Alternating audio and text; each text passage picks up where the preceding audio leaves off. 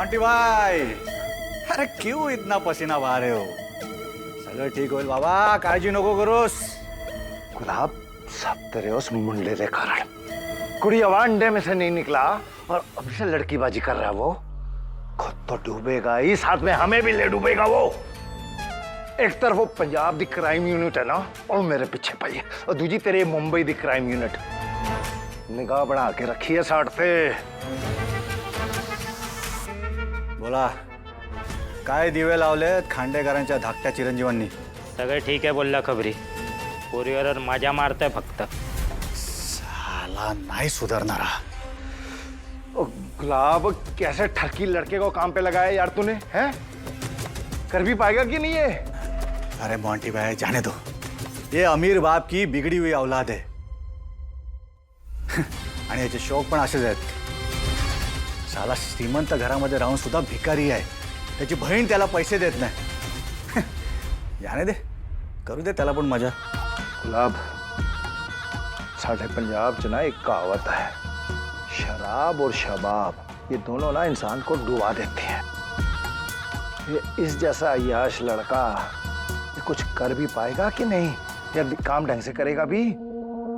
मैं तेरे को फिर कह रहा हूँ, उसको एक बार बैठ के थे समझाना पड़ेगा. और जरूरत पड़ी तो 2 चपेड़े भी लगा दें, समझे? ऊपर से हमने उसको करोड़ों की हैप्पी पिल्स दे रखी है. पता नहीं संभाल के. उस शदाई ने हैप्पी पिल्स को तो संभाल के रखा है ना कहीं.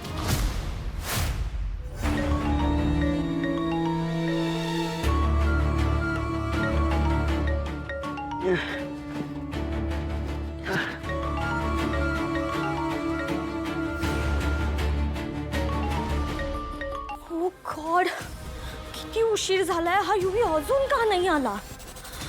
आय नो तू मीटिंग मध्ये आहे, पण एवढा वेळ चालते का मीटिंग ना? हा नक्की मीटिंगलाच गेला असेल ना? म्हणजे मीटिंगच्याच कामात असेल ना तो.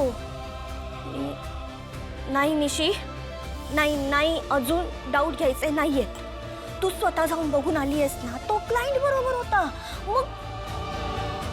मग असेल ना, तो कामात बिझी असेल तो, म्हणून तो फोन उचलत नसेल. हा, हे असे डाऊट घेतेस ना, ते जर दुसऱ्या कोणाला कळलं ना घरात, तर सगळे तुलाच बोलणार आहेत निशी. युवी कुठे आहे?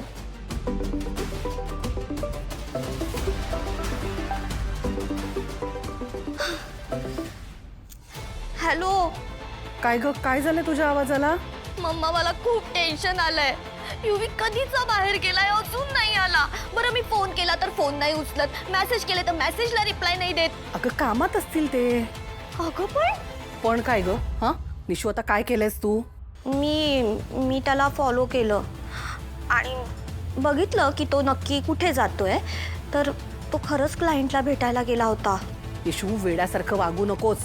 आणि नवऱ्यावर संशय आला म्हणून काय पाठलाग करायचा का त्याचा? बरं, शांत हो आता, काळजी करू नकोस, येतील ते. ठेवते मी फोन. कधी येतील? अरे मोंटी भाई, मानता हूं मैं, आहे तो थोडा दीडशाणा, पण पार्टीमध्ये माल पोहोचवण्यासाठी ह्याची आपल्याला गरज लागेल. त्याचं काय आहे ना मोंटी भाई, ह्याचं आडनाव आहे खांडेकर, आणि खांडेकर आडनाव असल्यामुळे ह्याला कोणी अडवणार नाही, आणि पार्टीमध्ये पण माल एकदम सेफली पोचेल. मोंटी पाजी, तुझी टेन्शन मत लो. अरे माझ्या बरोबर बरीच वर्ष काम केले ह्याने, आणि ह्याच्याकडून काम कसं करून घ्यायचं ते मला व्यवस्थित माहिती आहे.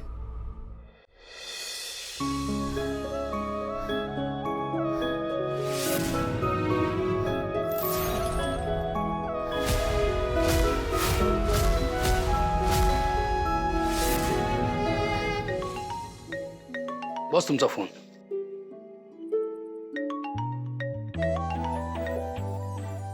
हा सुमी, बोल. तारिणी बाळा, उद्या येणार आहेस ना?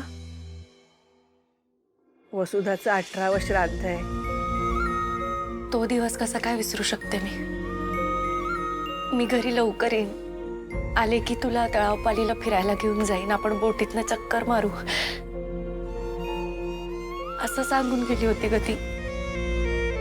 आणि कुठल्या अवस्थेत परत आली ते सगळं अजूनही माझ्या डोळ्यासमोर आहे सुमी. तारिणी, शांत हो बाळा. कशी शांत होऊ सुमी? माझी आई मला कायमची सोडून गेली ग. असं वाटतं ना हे सगळं आत्ता घडलंय, काल. सगळ्या आठवणी एकदम एकदम ताज्या आहेत माझ्या मनात अजूनही. तिला एकदा शेवटची मिठी मारायची संधी नाही मिळाली मला. माणसं जरी आपल्याला सोडून गेली ना, तरी त्यांच्या आठवणी त्यांच्या शिक्षणाच्या रूपानं आपल्यामध्ये राहतात ग. वसुधा जिथे असेल ना, तिथून तुला बघते, तुला आशीर्वाद देते. सुमी अगं, एकदा भेटायला हवी होती ग ती. मी तिला इतकी घट्ट मिठी मारली असती ना की तिची सगळी माया मी कायमची माझ्याजवळ जपून ठेवली असती. ती करायची सुद्धा संधी नाही मिळाली ग मला. दरवर्षी आपण तिच्यासाठी हे कार्य करतो आणि दरवर्षी मला तेवढा क्षणापुरता का होईना ती आपल्या सोबत आहे असं वाटतं. पण तारिणी, अजून वसुधाच्या पिंडाला कावळा शिवला नाही ग. अजूनही तिचा जीव आपल्यात अडकून राहिला असेल का ग? असेल कदाचित. अगं, आपल्या लहान लेकराला सोडून जाताना कुठल्या आईचा जीव लगेच संसारातून निघून जाईल ग. पण आता तुझे लग्न झाले, तुला तुला प्रेम करणारा, तुझी काळजी घेणारा चांगला नवरा मिळालाय. हीच काळजी असली असती ना वसुधाला, आज ती काळजी मिटलीये ग तिची. आणि म्हणूनच मला वाटतंय तारिणी, या वर्षी नक्की वसुधाच्या पिंडाला कावळा शिवेल. मला माहितीये, सासरी जाताना लेकीनं माहेरचं सोयर सुतक बरोबर घेऊन जायचं नसतं. पण हे सुतक तिला न्याय मिळेपर्यंत सुटणार नाहीये. आणि जोपर्यंत तिला मुक्ती मिळत नाही ना, तोपर्यंत आपण प्रयत्न करत राहायचं. ते तर आपण करणारच आहोत ग. कारण वसुधासारखी प्रामाणिक व्यक्ती नाही सापडत सगळीकडे. पण या घरातल्या कुणालाच तिची किंमत नाहीये ग. रेखाने तर तिच्या सगळ्या आठवणी पुसून टाकण्याचा आटोकाट प्रयत्न केला. मालतीने तर गैरसमजच करून घेतला तिच्याबद्दल. आणि माधव, त्याच्याबद्दल काय बोलायचं. त्यानं तर सत्य जाणून घेण्याचा सुद्धा प्रयत्न केला नाही. अगं, आपल्याच कुटुंबातल्या माणसाने तिची साथ सोडली. पण त्यांच्या मनात जे काही आहे तो फक्त गैरसमज आहे सुमी. खरे गुन्हेगार तर ते ज्यांनी तिची बदनामी केली, तिच्यावर हे असे खोटे आरोप केलेत. त्यांचं कधी चांगलं होणार नाही. माझे शाप आहेत त्यांना. या जन्मात केलेली पाप याच जन्मात फेडावी असं म्हणतात ना, अगदी वसुधापेक्षा सुद्धा भयानक अंत होईल त्या सगळ्यांचा. हो, होईलच.